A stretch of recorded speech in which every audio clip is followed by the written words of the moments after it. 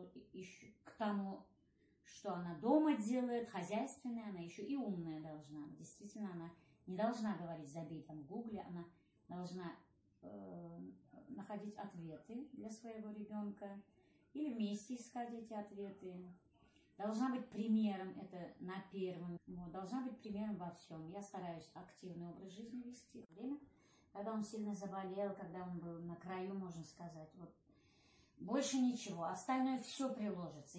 Я вообще никогда не жалуюсь на финансы, это можно заработать, если есть голова, если есть руки, если есть хотя бы немножко желания, да, жизнь улучшить. Это все можно, это все приобрести можно. А вот здоровье, когда самое страшное вот это.